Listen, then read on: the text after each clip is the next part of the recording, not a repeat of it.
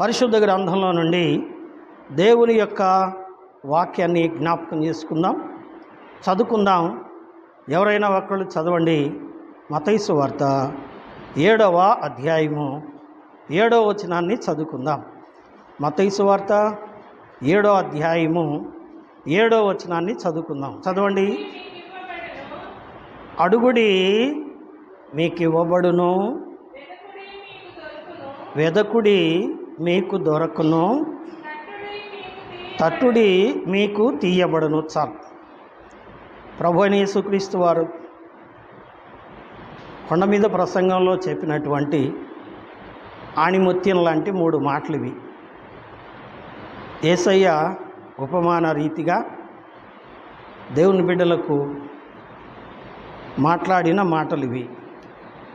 ఆయన చెప్పిన 3 మాటలు మన జీవితానికి ఎక్కువైపోతాయి. ఎందుకంటే ఒక్కొక్క మాట ధ్యానించుకుంటూ పోతే మన సమయం, మన జీవితం కూడా చాలదు. నిజమండి. ఈ 3 మాటల మీద ఇప్పటికే 35 సంవత్సరాల నుంచి మాట్లాడుతున్నాను నేను. కానీ 3 పూర్తి కాలేదు.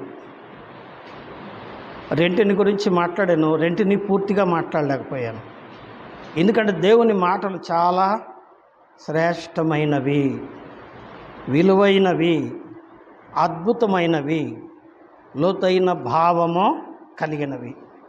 ఈ 3 మాటలను మనం వివరించుకుంటూ పోతే చాలా ఆత్మీయ సంగతులు మనకి దొరుకుతాయి. అవేంటి గుర్తుపెట్టుకోండి. నంబర్ 1, అడుగుడి మీకు ఇయ్యబడును. గుర్తుపెట్టుకోండి. బైబిల్ చూడాల్సిన పని లేదు. మీ హృదయంలో రాసుకోండి, గుర్తుపెట్టుకోండి. ఎందుకు అంటే చదువు రానోళ్ళకు కూడా బైబిల్ వచ్చు. నేను చాలామందిని చూసా, చదువు రానోళ్ళకు కూడా బైబిల్ గురించి చెప్తారు. ఎందుకంటే వారు శ్రద్ధగా వింటారు, హృదయంలో దాచుకుంటారు. నిజమే ప్రియులారా. అందుకని ఈ మాటలు మీరు హృదయంలో పెట్టుకోండి. ఇవి ఎవరు చెప్పిన మాటలు? యేసయ్య చెప్పిన మాటలు, దేవుడి మాటలు మన హృదయంలో ఉంటే ఎంతో మేలు జరుగుతుంది. ఆ మేలు కూడా చెప్పుకుందాం. మరలా, అడుగుడి మీకు ఇవ్వబడును. 2వ మాట, వెదకుడి మీకు దొరకును. 3వ మాట, తట్టుడి మీకు తీయబడును. ఈ 3 మాటలు గట్టిగా ముడేసుకొని మీ దగ్గర పెట్టుకోండి. ఈ పూట మొదటి మాటలోకి వద్దాం. ఏమంటున్నాడు ఆయన? అడుగుడి మీకు ఇవ్వబడును. Ask it will be given to you. అడగండి మీకు ఇస్తాను అని.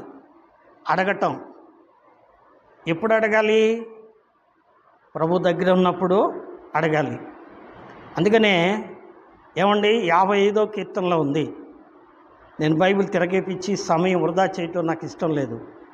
55వ కీర్తనలో ఉంది. ఏముందంటే, యెహోవా మీకు సమీపముగా ఉన్నప్పుడే ఆయనను వేడుకొనుడి. ఎప్పుడు వేడుకోవాలి? ఏమండి, ఆయన గారు ఇంట్లో ఉన్నప్పుడే. ఏమండి, కూరగాయలు తేవాలి, డబ్బులు ఇవ్వండి, లేకపోతే సరుకులు కావాలి, మర్చిపోకుండా తీసుకురండి, లేకపోతే పిల్లోడికి ఫీజు కట్టాలి, ఇచ్చిపోండి. ఇవన్నీ ఎప్పుడు చెప్పాలి చెప్పండి? ఏమండి, when he was in house, ఆయన ఇంట్లో ఉన్నప్పుడు చెప్పాలి. ఇంట్లోంచి రెడీ అయ్యి బయటికి బండి వేసుకుని వెళ్ళిపోయాడు అనుకో, ఒరే నేను అడగలేదే అనుకుంటే ప్రయోజనం ఉంటుందా? ఉండదు కదా. కాబట్టి ఇన్ టైంలో చేయాలి, అంటే సకాలంలో చేయాలి. ఆయన సమీపంగా ఉండగానే అడగాలి.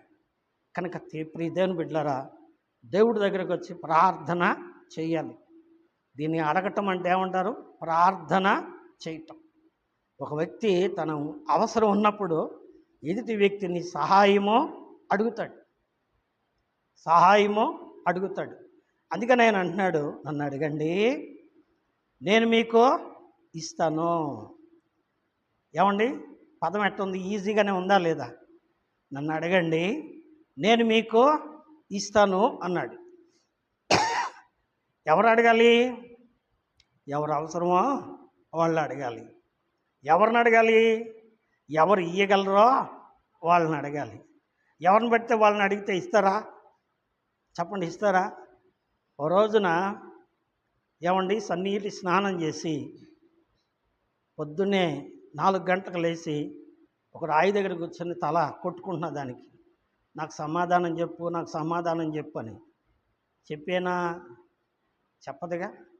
ఎందుకు చెప్పండి?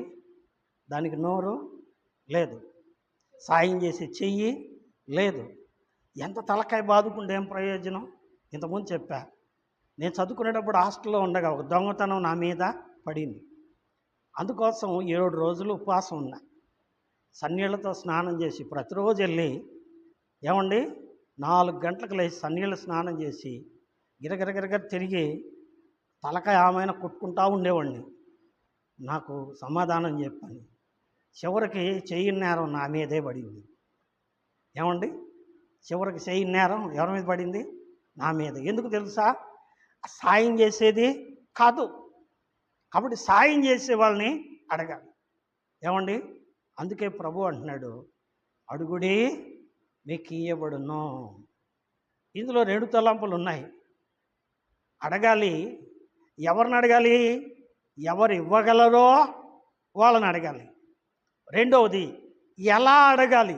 అడిగేటప్పుడు ఎలా అడగాలి? అదొక తలంపు. దాని ప్రభు చిత్తమైతే ఇంకోసారి చూసుకుందాం. ఇప్పుడు అవసరం, అడుగుతున్నాం. ఎవరిని అడగాలి? దేవుని బిడ్డలారా, ఎవరిని అడగాలి? రండి వాక్యంలోనికి వెళదాం. రాజుల 2వ గ్రంథం, రాజుల 2వ గ్రంథం అండి.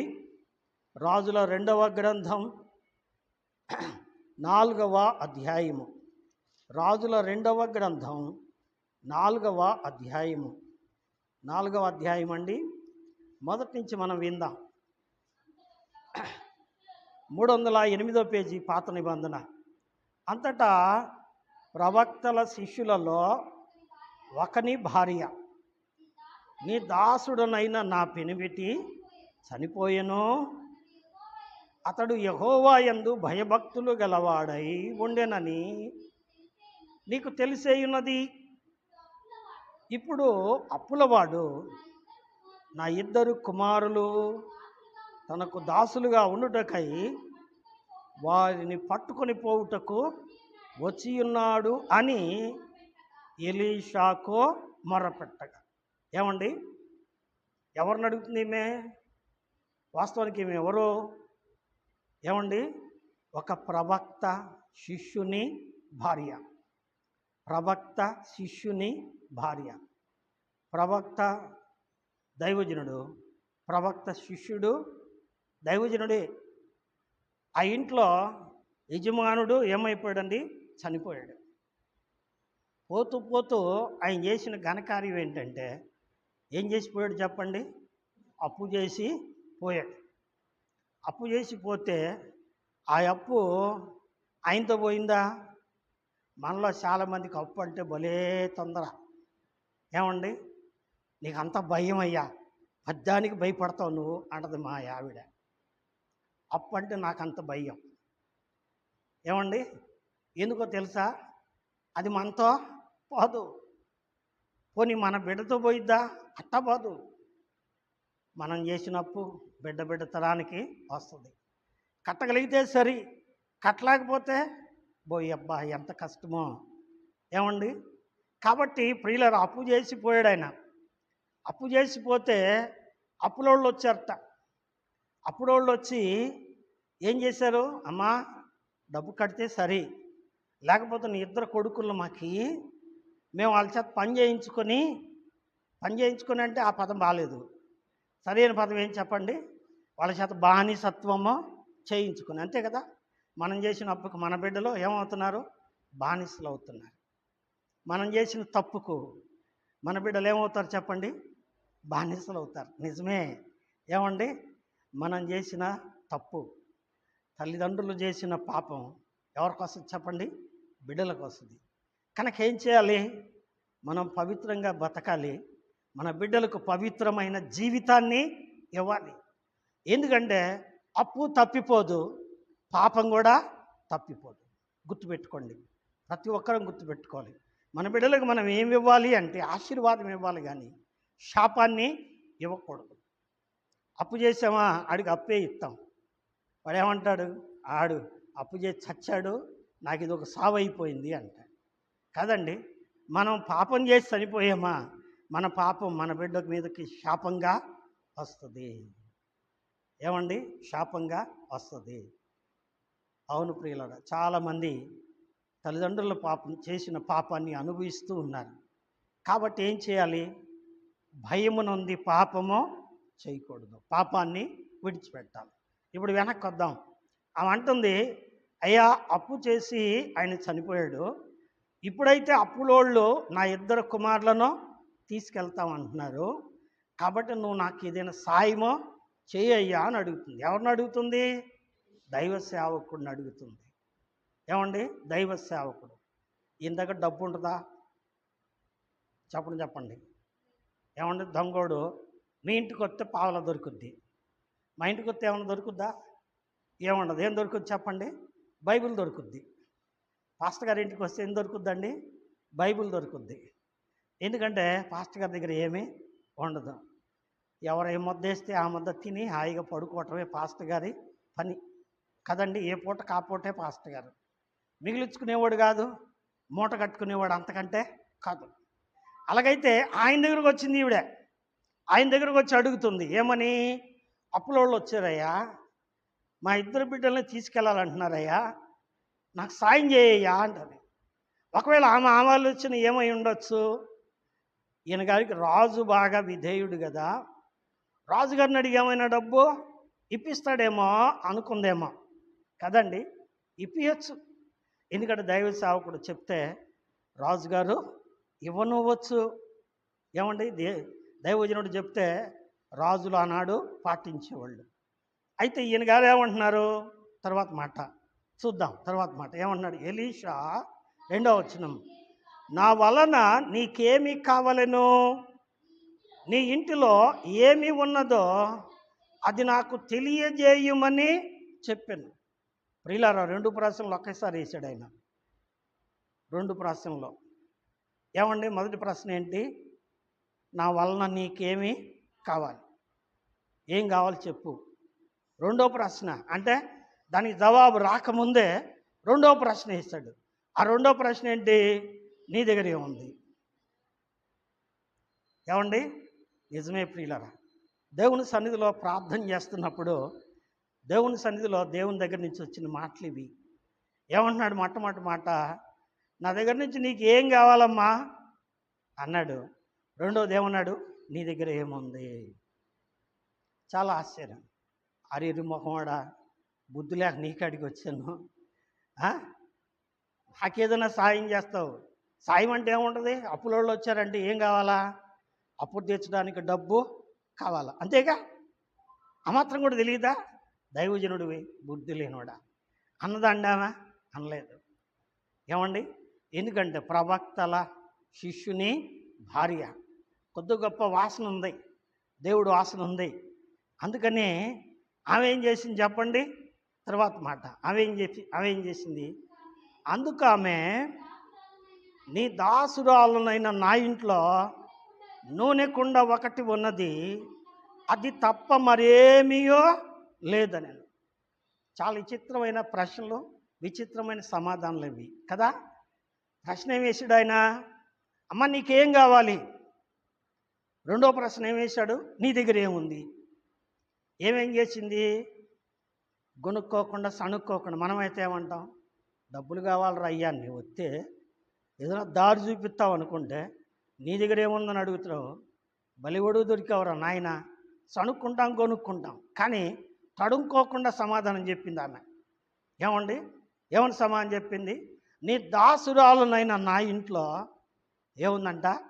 నూనె కుండ ఉంది. అది తప్పితే మరి ఇంకోటి లేదు. చెప్పండి, ఏముందంట? నూనె కుండ. నూనె కుండ. కొండ ఏం చేసుకొని పనికి వస్తుంది చెప్పండి? ఏమండి, కొండ ఏం చేసుకొని పనికి వస్తుంది? కొండ ఆత్మీయతను చూపిస్తుంది.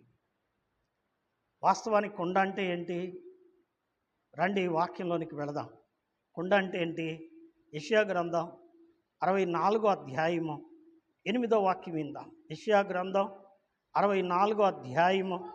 యెహోవా నీవే మాకు తండ్రివి, మేము జిగటమన్ను, నీవు మాకు కుమ్మరి వాడవు. గమనించదా ఈ మాట? ఎవరు అంటున్నారు?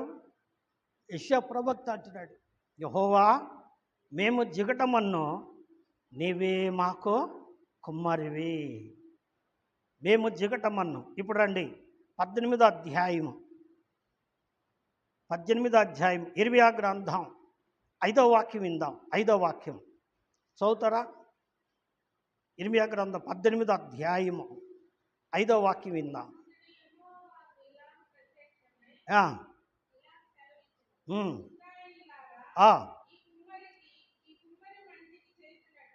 ఈ కుమ్మరి మంటికి చేసినట్లు నేను మీకు చేయలేనా?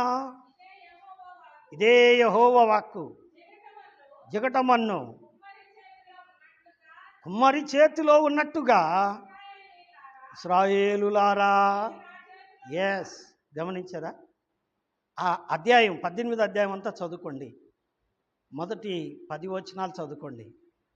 ప్రభు అన్నాడు, కుమ్మరవాని ఇంటికి వెళ్ళు అన్నాడు. కుమ్మరోడు సార మీద మట్టి పెట్టి ఏం చేస్తున్నాడు? సారని గిర్రన తిప్పుతున్నాడు. తిప్పుతూ దాన్ని ఏం చేస్తున్నాడు? కొండగా చేస్తున్నాడు. కొండగా చేస్తున్నాడు. అందుకే ఇప్పుడు మనం చదువుకున్న మాటలో దేవుడు అంటున్నాడు, ఏమంటున్నాడండి? కుమ్మరి చేతిలో జిగటమన్నున్నట్టుగా మీరు నా చేతిలో ఉన్నారు.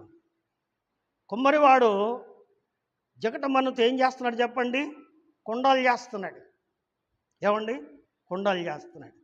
అలాగైతే దేవుడు మట్టితో ఏం చేస్తున్నాడు చెప్పండి? ఆదికాండం 2:7 మనం చదివాం కదండి. దేవుడైన యెహోవా నేల మట్టితో నరుని చేసెను. అందుకే యెషయా అన్నాడు, మేము జిగటమన్ను, నీవు కుమ్మరివి. కుమ్మరి సార మీద పెట్టి కుండం చేస్తున్నప్పుడు ఏం చేసిందంట? అది జారిపోతుందంట. సార తిప్పి గిరగిరగిర చక్రం ఉంటుంది. ఆ చక్రం తిప్పుతూ ఉన్నప్పుడు దాని మీద ఉన్నటువంటి ఆ మట్టిని సాగలాగుతూ ఉన్నప్పుడు రకరకాల కుండలుగా తయారవుతాయి. తయారైనప్పుడు ఒకసారి ఏమైందండి? అది తయారయ్యే చివర్లో ఏమైంది? చెదిరిపోద్ది. చెదిరిపోద్ది, ఆకారం కోల్పోతుంది, తనకున్న ప్రయోజనం పాడైపోద్ది. అయితే కుమ్మరోడు వదిలిపెడతాడా అండి? లే, కాసి నీళ్లు పోసి మళ్ళా కత్తి పిసికి మళ్ళా చేస్తాడు. నిజమే ప్రియులారా, దేవుడు కూడా అంటున్నాడు, కుమ్మరి చేతిలో మన్ను ఎలా ఉందో మీరు నా చేతిలో ఉన్నారు. మీరు విడిపోయినా, పడిపోయినా, పాడైపోయినా నేను నిన్ను విడిచిపెట్టను. ఏమండి? హెబ్రీ పత్రికలో ఉంది, నిన్ను విడువను, నిన్నెన్నడూ ఎడబాయను. డబ్బులు ఉన్నంతసేపు ఫ్రెండ్స్ ఉంటారు. ఏమండి? ఆరోగ్యం ఉన్నంతసేపు ప్రేమికులు ఉంటారు. అందం ఉన్నంతసేపు భర్తలు భార్యలు ఉంటారు. ఏమండి? అన్నీ బాగున్నంతసేపు అందరూ కలిసి ఉంటారు. ఏదైనా అడుగుతాం అనుకుంటే ఐపు పైపు ఉండరు. ఏమైపోతారు చెప్పండి? పారిపోతారు. కానీ విడువక ఎడబాయక ఎప్పుడు మనతో ఉండేది ఎవరు చెప్పండి? దేవుడు. పడిపోయినా, పాడైపోయినా మళ్ళా సరిచేసి ఏం చేస్తాడండి? ఆ మట్టిని మళ్ళా తీసి కొండగానే చేస్తాడు. మళ్ళా మంచి ఆకారము ఇస్తాడు. నిజమే ప్రియులారా, బాధలో ఉన్నావా? కష్టంలో ఉన్నావా? దేవుడు నన్ను పట్టించుకోవట్లేదు అనుకుంటున్నావా? లేదు లేదు, నీ బలహీనతలో నిన్ను తోడై ఉండే దేవుడు, పడిపోయినప్పుడు నిన్ను లేవదీసే దేవుడు, నిన్ను కాపాడే దేవుడు. అందుకే అంటున్నాడు, నిన్ను విడువను, నిన్నెన్నడూ ఎడబాయను అంటున్నాడు. నిజమే ప్రియులారా. అలాగైతే కుండల్లో రకాలు ఉన్నాయి. ఇప్పుడు కుండ అంటే ఏమనుకున్నాం? కుండ అంటే మనుషులు, దేవుడు చేసిన మనుషులు. కుండల్లో కూడా రకాలు ఉన్నాయి. చదవండి, తిమోతి రాసిన పత్రిక, తిమోతికి రాసిన రెండవ పత్రిక, తిమోతికి రాసిన రెండవ పత్రిక అండి. చదవండి, తిమోతికి రాసిన రెండవ పత్రిక 2వ అధ్యాయము 20వ వాక్యం విందాం. 2:20. గొప్ప ఇంటిలో వెండి పాత్రలను, బంగారు పాత్రలను మాత్రమే కాక కర్రవియు, మట్టివియు కూడా ఉండును. చాలు. ఏమండి, గొప్ప ఇంటిలో ఏమున్నాయంట? పాత్రలు ఉన్నాయి. ఏమండి, కుండలు అనే తెలుగు పదం ఇంగ్లీష్లో పాట్ అంటారు. ఏమండి, వీటిని ఏమంటారు? పాత్రలు. ఏమండి, ఇప్పుడైతే అల్యూమినియం పాత్రలు, ఇత్తడి పాత్రలు, ఏమండి, ఇంకా సత్తు పాత్రలు చాలా వచ్చినాయి. కానీ ఒకప్పుడు నా చిన్నతనంలో అయితే ఏమండి, పెద్ద పెద్దవాళ్ళ సంగతి తర్వాత సంగని, మన ఇళ్ళలో అయితే ఏముండే తెలుసా అండి? పప్పుచారు సట్టి, ఏమండి, ఉప్పు కుండ, ఇవే ఉండేవి. గృహాలు కూడా దేంతో చేసుకునేవాళ్ళు? మట్టితో గోడలో కట్టుకునేవాళ్ళు. నిజమే ప్రియులారా. కాబట్టి మట్టితో కుండలు చేస్తున్నాడు. ఆ కుండలో ఏమేంటి అంట? వెండి పాత్ర, బంగారు పాత్ర, ఇనుప పాత్ర. ఇంకో మాట, ఇవే కాకుండా ఏమున్నాయంట? కర్ర, చెప్పండి, గడ్డి. ఏమండి, వెండి, బంగారం, కర్ర, గడ్డి, మట్టి, ఇలా చాలా చెప్పుకుంటూ వచ్చాడు. నిజమే ప్రియులారా. వీటిలో 5 ఉన్నాయి. వెండి పాత్రలు ఉన్నాయి, బంగారు పాత్రలు ఉన్నాయి, చెప్పండి, తర్వాత మట్టి పాత్రలు ఉన్నాయి, ఇనుప పాత్రలు కూడా ఉన్నాయి. యేసుక్రీస్తు ప్రభువారు కానా విందులో ఏమండి, రాతి బాణల్లో ఏం చేశాడు చెప్పండి? నీళ్లను ద్రాక్షారసంగా మార్చాడు. అవేం పాత్రలు అవి? రాతి బాణలు, రాయితో తొలిచిన బాణలు కదండి. ఇనుప పాత్రలు, మట్టి పాత్రలు, ఇలా చాలా రకాలు ఉన్నాయి. ఏమిటి వీటి అర్థం? ఏమండి, వెండి విమోచనకు గుర్తు, రక్షించబడిన వ్యక్తులు. బంగారము దైవత్వానికి సూచన. అంటే దేవుని సన్నిధిలో గడిపి సియోను కుమారి వలె సన్నిధిని విడవక ఉండే మనుషులు. ఏమండి, ఆ తరువాత ఇంకా అండి, ఇనుప పాత్రలు. ఇనుము కఠినమైనది, కఠినమైన జీవితాలు, కఠినమైన నడతలు, దేవునికి లోబడని జీవితాలు. మట్టి పాత్రలు అంటే ఊరకనే విడిపోద్ది. మట్టి ఉందనుకోండి, ఆ మట్టి కొడితే ఏమైద్ది? పగిలిపోతాయి. మట్టి కొండలు ఏం చేస్తాయి? గట్టి కొట్టామనుకో పగిలిపోతాయి. ఒకవేళ నీళ్లు బరువు ఎక్కువైతే ఏమవుతుంది చెప్పండి? ఏమండి, సారిచ్చి శుభ్రంగా విడిపోద్ది. నిజమే, ఇటువంటి పాత్రలు. కానీ ఇవేమీ చెప్పలామే. ఏం చెప్పింది ఆమె? మా ఇంట్లో బంగారు పాత్ర ఉందండి, వెండి పాత్ర ఉందండి, ఇత్తడి పాత్ర ఉందండి, ఇనుప పాత్ర ఉందండి, మట్టి పాత్ర ఉందని అది చెప్పలా. ఏం చెప్పింది చెప్పండి? ఏమ్మా? నూనె కుండ. బాగా గుర్తుపెట్టుకోండి, నూనె కుండ. నూనెకి సపరేట్ కుండ ఉంటుందా? ఏమండి, నూనెకి సపరేట్ కుండ ఉంటుందా? ఉండదా? ఉండిద్ది. ఏమండి, ఇంతకుముందు చెప్పే కదా, ఏం చేసేవాళ్ళు? బియ్యానికి ఒక, ఏమండి, ఒడ్లుకి ఒక పాత్ర, దాన్ని ఏమంటారో మీకే తెలుసు. అది కూడా మట్టి కుండే, పెద్ద కుండ చేస్తారు, అందులో పోస్తారు. ఏంటి? ధాన్యాలు. రెండవది ఏమండి, కందిపప్పు, మిగిలిన పప్పులన్నీ పోసుకోవడానికి ఒక కుండ, నీళ్లు పోసుకోవడానికి ఒక కుండ, ఉప్పు పోసుకోవడానికి ఒక కుండ. ఇలాగ కుండలుగా చేసి ఆ కుండలు అవి పోసుకొని భద్రం చేసుకునేవాళ్ళు ఇంతకుముందు తెలుసా? పెరుగు చిలికేది కూడా మట్టి కుండలోనే, పెరుగు పేరబెట్టేది కూడా దేంట్లో చెప్పండి? మట్టి కుండలోనే. దేవుని బిడ్డలారా, ఈ మట్టి పాత్రలు చాలా ఉపయోగమో కలిగినవి. అలాగైతే ఏమండి, నీళ్లు కాసుకునే కుండ కూడా కుండే. ఏం కుండ అది? ఏమండి, పొంతకుండ. చూసారా ఎప్పుడన్నా? బెదర్, మేము ఎనగం బెదర్. ఏమండి అనేవాళ్ళు ఎవరన్నా ఉన్నారా? పొంతకుండలో నీళ్ళు పోసుకున్నారు ఎప్పుడన్నా? చాలా అద్భుతమైన మాటలు ఇవి. అవి ఎందుకు? వేడి నీళ్ళ కుండ అంటారు.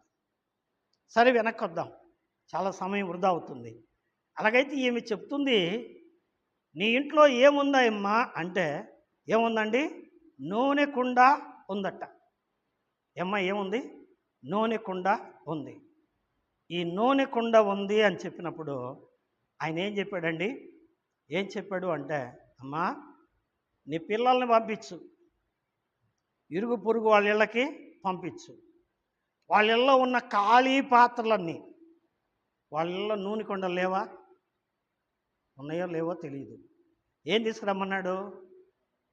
నీ ఇంట్లో నూనె కుండ అంటున్నావు, నూనె కుండలు ఇంకా ఏ ఇళ్ళలో చూసి మొత్తం ఎతకరా అన్నాడా? అనలా.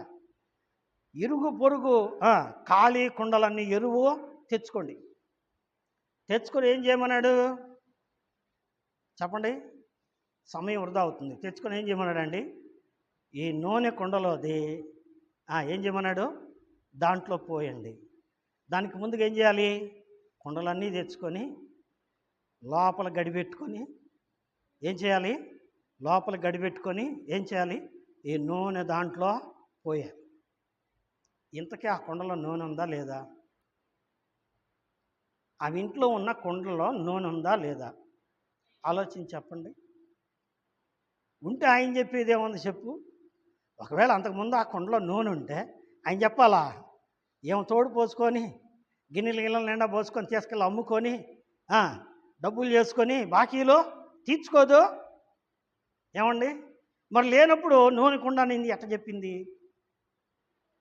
చెప్పండి. ఏమండి? పెద్దోళ్ళు అంటారు, ఏమండి మా ఇంట్లో కందిపప్పు నిండుకున్నాయండి, ఒక గ్లాస్ కందిపప్పు ఇస్తారా అంటారు. నిండా ఉంటే మళ్ళీ కందిపప్పు అడుగుతావేందమ్మా అన్నావు అనుకో, ఇదేమన్నా ఎరుమొహమని అంటారు. అవునా కదా? అంటే దాని అర్థం ఏంటి? నిండుకున్నవి అనేది అదొక మంచి అలంకారిక భాష. అంటే అర్థం ఏంటి? అయిపోయినాయి అని కదా. ఉండేవి, అవునా కదా? ఉండేవి కానీ అయిపోయినాయి, ప్రస్తుతం లేవు, అయిపోయినాయి. కాబట్టి కాసిన ఎరువు ఇవ్వమని లేదా అరువు ఇవ్వమని అడుగుతుందన్నమాట. యాజ్ యూజువల్ అదేవిధంగా ఈమె ఇంట్లో ఇంతకుముందు నూనె కుండ ఉంది. ఆ కుండ నిండా ఏముందండి? నూనె ఉంది. ఏమ్మా? నూనె ఉంది. ఆ నూనె ఇప్పుడేమైంది? అయిపోయింది. ఇప్పుడు ఆ కుండలో నూనె అయిపోయింది. అయిపోతే ఖాళీ కుండలో ఇప్పుడు ఎట్ట తోడిపోతాం అయ్యా? ఏం చెప్తున్నాడు ఆయన? కుండ తీసుకో, ఇంటి మధ్యలో పెట్టుకో, పిల్లల్ని పంపించు, ఇరుగు పొరుగు కుండలన్నీ తెచ్చుకో, చుట్టూ పెట్టుకో, లోపల గడి పెట్టుకొని ఏం చేయమన్నాడు? ఆ కుండలోది తోడిపోయి ఉందా? ఇప్పుడు చెప్పండి, ఉందా లేదా? అనుమానం ఏం లేదుగా. ఎవరికన్నా అనుమానం ఉందా?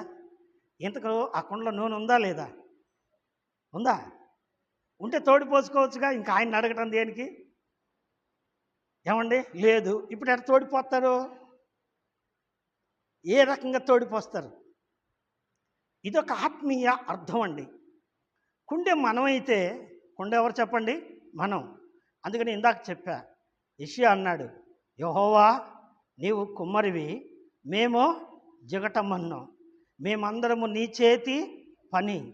కాబట్టి మనం దేవుని చేతిలో కుండలవి. ఈ కుండల్లో ఏమండి రకాలు చెప్పా. ఏమండి? ఏమిటా కుండ అంటే నూనె కుండ. నూనె దేనికి సాదృశ్యం అండి? పరిశుద్ధాత్మకు సాదృశ్యం. అర్థమైందండి? పరిశుద్ధాత్మకు సాదృశ్యం. రెండవది ప్రార్థనా జీవితానికి సాదృశ్యం. బాగా గమనించండి. కొండ నిండా పరిశుద్ధాత్మ ఉండేది, ప్రార్థన ఉండేది. ఏమండి?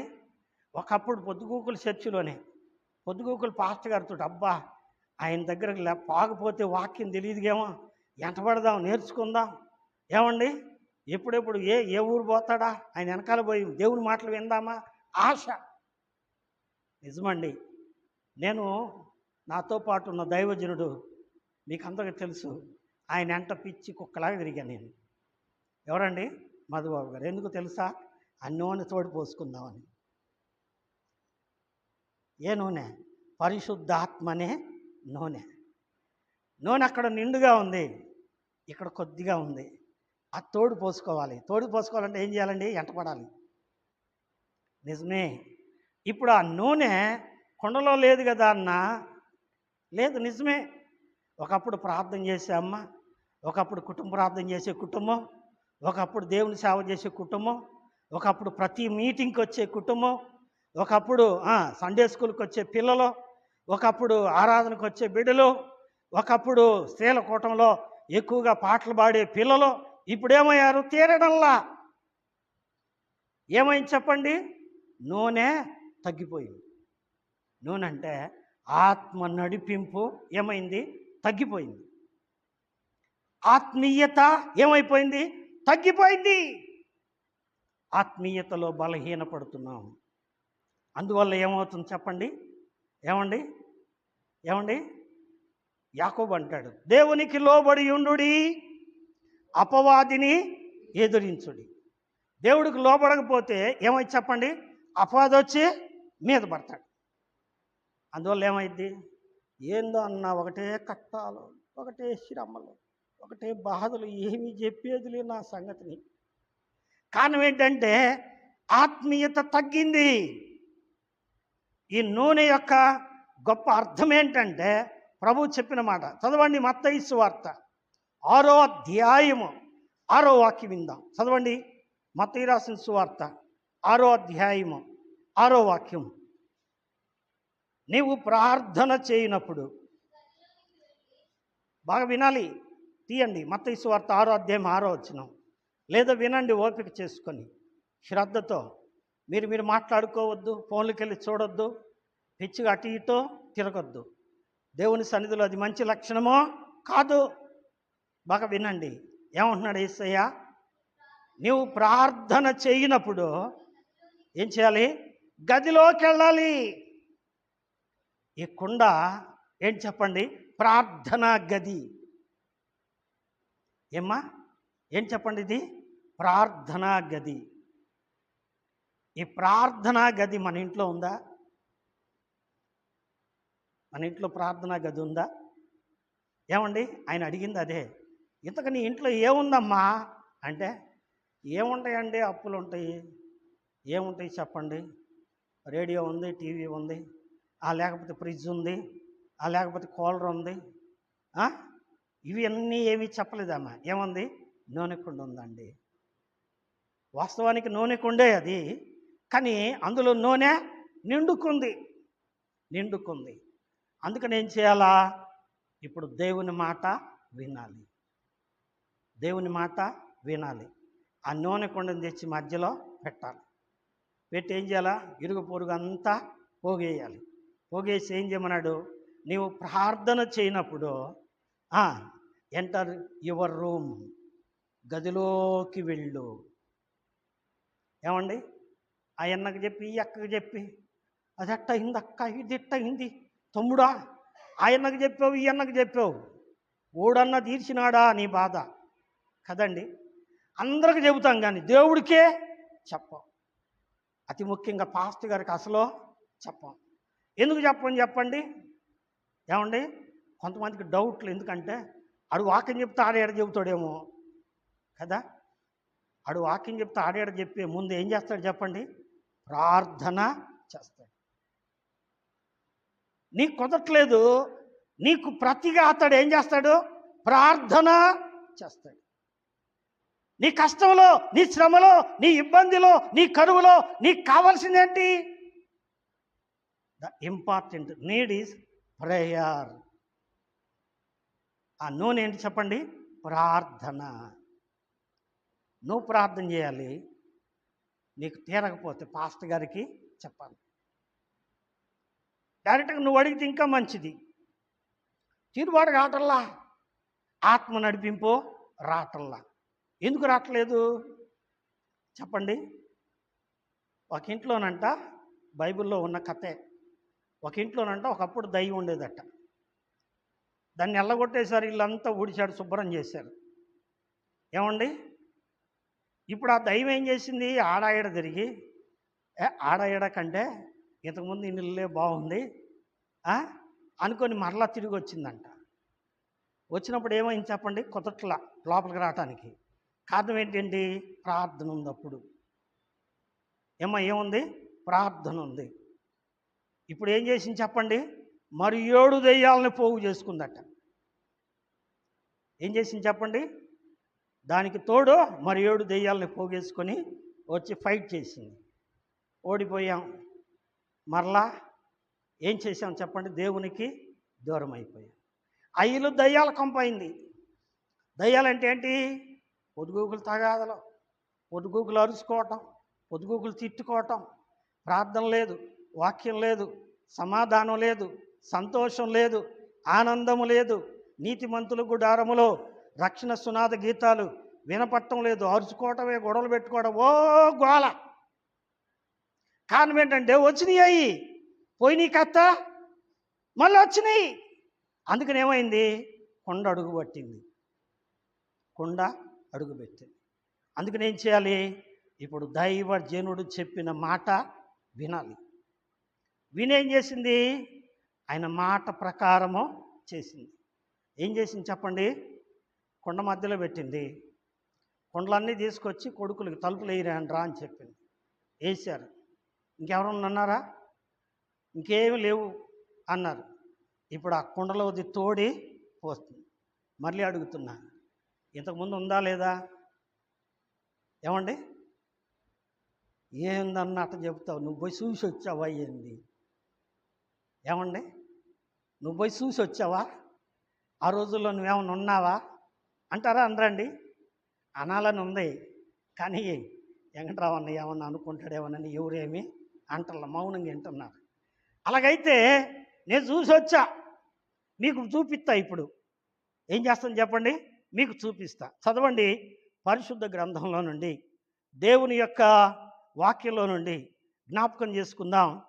అదే అధ్యాయము, 4వ అధ్యాయము. ఏమండి? 2 రాజుల గ్రంథం 4వ అధ్యాయము. 4వ అధ్యాయంలో చూడండి, 4వ అధ్యాయము 6వ వాక్యం విందాం.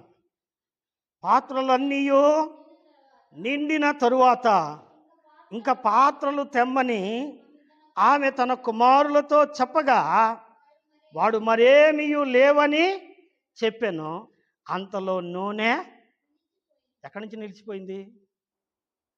ఇంతకుముందు ఆడ నుంచి వస్తుంది, ఇప్పుడు ఎందుకు నిలిచిపోయింది? ఏమండి? నిజమే, ఓట మొదలైంది. దేవుని మాట వినటంతో ఏం మొదలైంది చెప్పండి? అంతకుముందు కుండలో ఏం లేదు? నూనె లేదు. ఏమ్మా? అంతకుముందు కుండలో ఏం లేదు? నూనె లేదు. అయితే ఎప్పుడైతే ఆమె దేవుని మాట విందో ఆ కుండలోంచి ఏం పుట్టింది చెప్పండి? ఓట పుట్టింది. ఓట పుట్టింది. ఈ నూనె ఓట మొదలవటంతో ఏం చేస్తుంది? వస్తుంది, తోడిపోతుంది, వస్తుంది, తోడిపోతుంది. దీని అర్థం ఏంటి? యోహాను సువార్తలో ఉంది. యేసయ్య అన్నాడు, నా యందు విశ్వాసం ఉంచు వాని కడుపులో నుండి ఏమొస్తాయంట? జీవజల నదులు వస్తాయంట. ఎక్కడి నుంచి వస్తాయి? అందులో నుంచే ఓట్లు వస్తాయి. కొండ నీ జీవితం, కొండ నీ కుటుంబం ఎండిపోయింది. నూనె లేదు, ప్రార్థన లేదు, సంతోషం లేదు, సమాధానం లేదు, డబ్బులు లేవు, గొడవలు ఎక్కువ ఉన్నాయి, అప్పులు ఎక్కువ ఉన్నాయి. ఏం చేయాలి? ఇంతకుముందు దేవుని మాట నిర్లక్ష్యం చేశాం. ఇప్పుడేం చేయాలి? దేవుని మాటకు లోబడాలి. ఎప్పుడు నువ్వు లోబడి నీవు నీ కుటుంబము నీ సంఘముతో కలిసి మోకరిస్తావో దేవుడు ఏం చేస్తాడు చెప్పండి? ఏమండి? దైవజనుడు ఏం చేయొచ్చు? రాజా పాపం అప్పుల్లో ఉంది, ఒకప్పుడు పాస్టర్ గారి భార్య ఆమె, కాబట్టి సాయం చేయవయ్యా, పోనీ ఒక 1,00,000 రూపాయలు బాకీలు తీర్చుకుంటుంది, అంతకైతే ఇచ్చిద్దులే, ఇవ్వకపోతే అట్టు చేసుకో అని చెప్పొచ్చు సలహా. కానీ అలా చెప్పలే ఆయన. ఏమండి? అలా ఎందుకు చెప్పలేదు చెప్పండి? అలా ఎందుకు చెప్పలేదు? ఏమక్క నాగేంద్రక్క, ఎందుకు చెప్పలేదు? ఎందుకు చెప్పలేదంటే ఇది కూడా ఏమైద్ది? అప్పు అయ్యిద్ది. రాజు దగ్గర డబ్బు తీసుకుంటే ఏమైంది చెప్పండి? అది రుణం అయిద్దా అవదా? నిజమే. రాజుకు మళ్ళీ ఆమె బాకీ అవుతుంది. దేవుడు అలా బాకీ పెట్టేవాడు కాదు. నీ కష్టం తీరే మార్గం ఎక్కడ పెట్టాడు చెప్పండి? ఏమండి? నీ కష్టం తీరే మార్గం ఎక్కడ పెట్టాడు? నీ చేతిలోనే ఉంది, నీ మోకాల్లోనే ఉంది, నీ కుటుంబంలోనే ఉంది. అటు పరిగెత్తొద్దు, ఇటు పరిగెత్తొద్దు, అక్కడికి వెళ్ళొద్దు, ఇక్కడికి వెళ్ళొద్దు. ఏం చేయాలి చెప్పండి? ఏం చేయాలి? దేవుని సన్నిధిలో ఏమండి నీవునో నీ కుటుంబమునో ఏం చేయాలి? మోకాళ్ళు వంచి ప్రార్థన చేయాలి. మోకాళ్ళు వంచి. చాలా అద్భుతమైన మాట. యేసయ్య అన్నాడు, అడుగుడి మీకు ఇయ్యబడును. ఎలా ఇస్తాడు ఆయన? ఇంకొకరి దగ్గర అడుక్కునే స్థితిలో ఇవ్వడు ఆయన. రాజుగారి దగ్గర పోయి, సార్ సార్ సార్ ఏమండి, ఒకళ్ళు అన్నారు, నువ్వు కట్టుకొని జనాన్ని మూట వేసుకొని ఎమ్మెల్యే గారి దగ్గరికి పో, ఆయన ఇస్తాడు, స్లాబ్ వేసుకోవచ్చు అన్నాడు. మీలో కూడా కొంతమందికి ఆ మాట కొంచెం బాధ కలిగింది. ఎందుకంటే నాకు సంతోషం అదే. నాతో కలిసి ఉన్న విశ్వాసులు నా వలె గట్టి మనుషులు. ఏమండి, వాళ్ళ దగ్గరికి వీళ్ళ దగ్గరికి వెళ్ళటం, మొక్కాళ్ళ ఉంచి ప్రార్థన చేయటమే మా పని. నేను అదే మాట అన్నాను ఆయనతోటి, నేను వెళ్ళనండి, నాకు అట్ట వెళ్ళటం ఇష్టమో లేదు. ఎందుకు వెళ్ళాలంటే ఆయన ఉండవుడు కావచ్చేమో కానీ ఆయన మారు మనసు లేనివాడు. వెళ్తే ఏం చేస్తాను నేను? జోలి పట్టుకొని అడుక్కున్నట్టేనే కాదా? నిజమే, నేను అడుక్కునేవాడిని కాదండి. ఎందుకంటే నా దేవుడు గొప్ప దేవుడు, నన్ను అడుక్కునేటట్టుగా చేయడు, నా అక్కర ఆయన తీరుస్తాడు. అందుకని మోకరించి ప్రార్థన చేశాను. మోకరించి ప్రార్థన చేశాను. ప్రభు సన్నిధిలో నేను చేసిన ప్రార్థన, ప్రభు సన్నిధిలో మనం చేసిన ప్రార్థన దేవుడు రూపానికి తెచ్చాడు. ప్రియులారా, మర్మం అదే. ఆయన అన్నాడు, ఏమడిగాడు చెప్పండి? అమ్మా నీ ఇంట్లో చెప్పండి ఏముంది? ప్రశ్న వేశాడు. ఏం ప్రశ్న వేశాడు? ఏమండి, అమ్మా నీ ఇంట్లో ఏముంది? ఆమంది, అయ్యా నా ఇంట్లో ఏముందంటే ఏముంది? నూనె కొండ ఉంది. ఇదే మాట నీ బాధలో, నీ కష్టంలో దేవుడిని అడిగినప్పుడు, దేవుడు నిన్ను అడిగితే ఏం చెప్తావు? నీ ఇంట్లో ఏముంది? మా ఇంట్లో ఏమున్నాయండి? టీవీ సీరియల్స్ ఉన్నాయి. మా ఇంట్లో ఏమున్నాయంటే బాగా పాటలు పాడే పిల్లలు ఉన్నారు. మా ఇంట్లో ఆటలాడుకునే పిల్లలు ఉన్నారు. మేము ఎప్పుడు కూడా ఆడకేడకే తిరుగుతూ ఉంటాం. కాదండి, మా ఇంట్లో ప్రార్థన చేసే బిడ్డలు ఉన్నారు. నీ బిడ్డలు మోకరిస్తే, నువ్వు మోకరిస్తే, మీ మోకాళ్ళ ప్రార్థన ఏం చేసిద్ది? నీ కష్టం తీర్చిద్ది, నీ సమస్యలను తీర్చిద్ది. నిజమే ప్రియులారా, మనం ప్రార్థన చేస్తున్నాం. ఉదయకాలం ఒక మంచి కబురు నాకు వచ్చింది. అందుకే దేవుడు ఈ పూట నాకు ఈ వర్తమానం ఇచ్చాడు. ఏమిటా కబురు అంటే, మనం ఆనంద్ గారి కొరకై ప్రార్థన చేస్తున్నాం. ఆనంద్ గారు అంటే ఎవరో మీకు తెలుసు, శాంతిబాబు గారి చిన్నల్లుడు. ఆయన ఒక కొత్త ఉద్యోగానికి ట్రై చేస్తున్నానన్నా, నా కొరకు మీరు ప్రార్థన చేయండి అన్నాడు. నేను మీకు కూడా చెప్పా, ప్రార్థన చేయండి అని. ఉదయం ఏం చెప్పాడు తెలుసా? అన్న నేను ఒకటి అనుకున్నాను, 2 కంపెనీల్లో వచ్చినాయి అన్న నాకు ఛాన్స్ అన్నాడు. ఎట్టొచ్చింది? అడిగింది, ప్రయత్నం చేస్తుంది ఒక దాంట్లోనే, కానీ 2 వచ్చిందంట. ఇప్పుడు ఆయన సందిగ్ధంలో పడ్డాడు. అది మేలా ఇది మేలా? 2 మేలుగానే ఉన్నాయట, 2 డబ్బు ఎక్కువ వచ్చేటట్టుగా ఉందట. ఇప్పుడు తీర్మానం చేసుకోలేక అన్నాడు, అన్న ఒక మంచి తీర్మానం చేసుకున్నట్టు నా కొరకు ప్రార్థన చేయి. ఏమండి, ఎక్కడుంది ఈ కీ? ఎక్కడుంది తాళం? ఏమండి ఏమండి ఈ విధంగా జరగడానికి దరిద్రుడా నువ్వే కారణం. ఆమె తిడుతుంది ఆయన్ని. కదండి, నీ గుండనే కాపురం ఎట్టయిందే. అదేం కాదులే దరిద్రపు దాన, నిన్ను చేసుకోబట్టే మా కాపురం ఎట్టయింది ఈయన అంటున్నాడు. ఈయన ఆయన కొట్టుకొని సరిపోతుంది, కానీ ఈ కొట్లాట మాని మోకరించే పద్ధతి రావట్లా. ఎవరిలో రావట్లేదు? దేవుని బిడ్డల్లోనే రావట్లేదు. గుర్తుపెట్టుకోండి, నీవు నీ కుటుంబం కలిసి మోకరించి ప్రార్థన చేయగలిగితే, నీ కన్నీటి ప్రార్థన, నీ మోకాటి ప్రార్థన ఏం చేసిద్ది?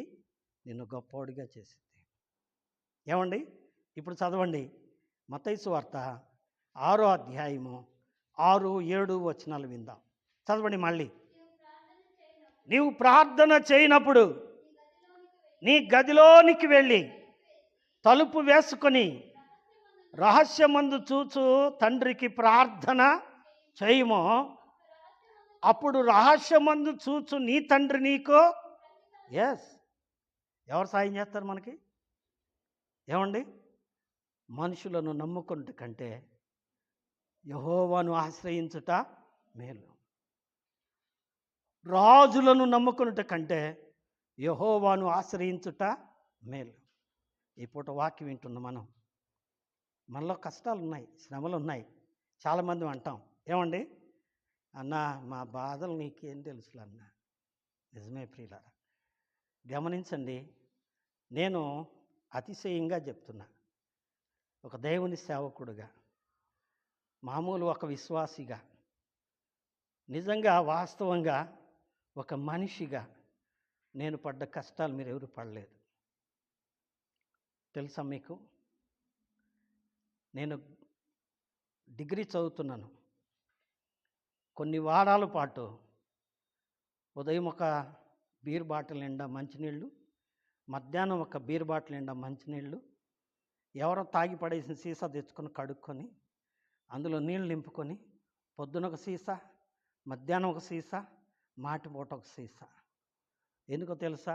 భోజనం లేదు నాకు. అలా కొన్ని వారాలు ఎవరైనా స్నేహితులు వచ్చి తినడానికి ఏదైనా 2 ఇడ్లీ ఇప్పిస్తే తినేవాడిని. అబ్బో అదే పరమాన్నం. ఈ కష్టం మీరు ఎప్పుడన్నా పడ్డారండి? ఏమండి? పడ్డారా? లేదు కదా. నిజమే ప్రియులారా, ఇంతకంటే చెప్పుకోదగ్గ కష్టాలు నాకు ఎన్నో ఉన్నాయి. దేవుడు నన్ను లేవదీశాడు, బలపరిచారు. నమ్మిన వాళ్ళే మోసం చేశారు. నా అనుకున్న వాళ్ళే, కనీసం నా తల్లిదండ్రులు కూడా నన్ను ఎంత అవమానపరిచారు. అయినా నేను దేవుని పాదాలు విడిచిపెట్టలేదు. వాళ్ళని అడగలేదు, వీళ్ళని అడగలేదు. మా చెల్లి అంది ఒక రోజున, ఇప్పటికైనా వదిలేరా, నీకు ఇంకొక పెళ్లి చేసి ఓ ₹1,00,000 తెచ్చిస్తాను అంది మా చెల్లెలు. పోయి ఇచ్చేదానిలాగా. నాకు అవసరం లేదన్నాను నేను. ఏమండి? నాకు అవసరం లేదు, దేవుడే నాకు చాలు. ఎవరు వదిలిపెట్టిపోయినా నాకు బాధ లేదు, నాకు దేవుడు చాలు అన్నాను నేను. నిజమే ప్రియులారా, కానీ దేవుడు నన్ను ఏమండి వాళ్ళందరికంటే మంచి స్థితిలోనే ఉంచాడు. ఎవరిని అడుక్కునే స్థితిలోకి దేవుడు నన్ను తీసుకెళ్ళలేదు. నిజమే ప్రియులారా. బాబు, అమ్మ, ఇప్పుడు నువ్వు అడగాల్సింది ఎవరినంటే ప్రభువుని అడగాలి. ఏమన్నాడు ఆయన? అడుగుడి మీకు ఇయ్యబడును. ఎవరిని అడగాలి? దేవుణ్ణి అడగాలి, మనుషుల్ని కాదు. విశ్వాసిగా దేవుణ్ణి అడగాలి, దేవుడి దగ్గరే కనిపెట్టాలి. దేవుడి దగ్గర మనం మన జీవితాన్ని సరిదిద్దుకోవాలి. ఆయన అడిగిన ప్రశ్న ఏంటండి? నీ ఇంట్లో ఏముంది? విశ్వాసి, నీ కుటుంబంలో ఏముంది? నీ హృదయంలో ఏముంది? ప్రార్థన ఉందా? లోకం ఉందా? ప్రార్థన ఉందా? బంధువులు ఉన్నారా? ప్రార్థన ఉందా? డబ్బుందా? ఎందుకు అంటే, బాబు, అమ్మ, గట్టిగా చెప్తున్నాను, ఈరోజు ఉంటుంది, రేపు వెళ్ళిపోద్ది. ఒకప్పుడు నా దగ్గర చిల్లి అవ్వలేదు, నాకు తినటానికి లేదు. ఈ రోజున దేవుడి దయ వల్ల కొంతమంది నా దగ్గరికి వచ్చి అప్పటికి తీసుకెళ్ళే స్థితిలోకి దేవుడు తీసుకొచ్చాడు. నా దగ్గర ఉండి కాదు. దీనికి కారణం ఏంటంటే, ఏమండి, ఆయన పాదాలు నేను విడిచిపెట్టలేదు, ప్రార్థించడం నేను మానుకోలేదు. గుర్తుపెట్టుకోండి, దైవజనుడి భార్య ఏం చెప్పిందండి? అయ్యా, నా ఇంట్లో నూనె కుండ ఉంది. ఎందుకు అలా చెప్పింది? అయ్యా, ఒకప్పుడు నేను ప్రార్థన చేసేదాన్ని, ఒకప్పుడు మేము కుటుంబ ప్రార్థన చేసుకునేవాళ్ళం. అయితే తర్వాత ఏమైపోయాం? అప్పుల పాలైపోయాం. ఎందుకు అప్పుల పాలైపోయారమ్మా అంటే, ప్రార్థన మర్చిపోయారు, దేవుణ్ణి మర్చిపోయారు, లోక సావాసాలు ఎక్కువైపోయినాయి, లోక పద్ధతులు ఎక్కువైపోయినాయి, లోక పనులు ఎక్కువైపోయినాయి. లోకం ఏం చేసింది? మోసము చేసింది. కాబట్టి ఈ పూట వాక్యం వింటున్న నీవు సరిదిద్దుకో. దేవుడి దగ్గర రా. అయ్యా, నీవు నన్ను పిలుచుకున్నావు, రక్షించుకున్నావు, నూనె కుండగా చేసావు, కానీ నూనె లేనిదాన్ని అయిపోయాను. నా కుటుంబం నూనె లేనిదైపోయింది. నన్ను తిరిగి నూనెతో నింపు, సమృద్ధితో నింపు, నా కుటుంబాన్ని దీవించు. ప్రభు సన్నిధిలో కన్నీరు విడిచి ప్రార్థన చేద్దాం. అందుకే ఆయన అంటున్నాడు, అడగండి నేను మీకు ఇస్తాను అంటున్నాడు. కాబట్టి అడుగుదామా? అడగాలంటే ఏం చేయాలి? అయ్యా, నేను నూనె కుండనే కానీ నూనె కుండగా ఉండకుండా తప్పిపోయాను, నా తప్పు క్షమించయ్యా, నన్ను సరిదిద్దయ్యా, నన్ను సరైన మార్గంలో పెట్టి సమకూర్చవయ్యా అని ప్రభుని ఏం చేయాలి? అడగాలి. అలా అడిగి దీవించబడుట కొరకై ప్రభు మనకు సహాయపడునుగాక. మన ఆత్మీయ జీవితాలను నూనె కుండలుగా చేయునుగాక. దేవుడు ఏమండి, ఆ నూనె కుండల నుంచి వచ్చిన నూనె అంతా ఏం చేసిందండి? అమ్ముకుంది, బాకీ అంతా తీర్చుకుంది. రాజునప్పు అడగలేదు, ఇంకొకళ్ళనప్పు అడగలేదు.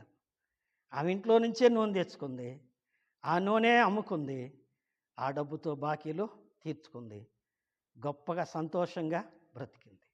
నువ్వు కూడా అలా బ్రతకాలి అంటే దేవుని మాట విను, నిన్ను నువ్వు సరిదిద్దుకో, నిన్ను నువ్వు సరిచేసుకో, దేవునికి లోబడు, దేవుడు నిన్ను ఆశీర్వదిస్తాడు. అటి కృప దేవుని వాక్యం విన్న మనకందరికీ దేవుడు అనుగ్రహించును గాక. దేవుడు తన మాటలను ఆశీర్వదించును గాక. ఆమేన్, ఆమేన్.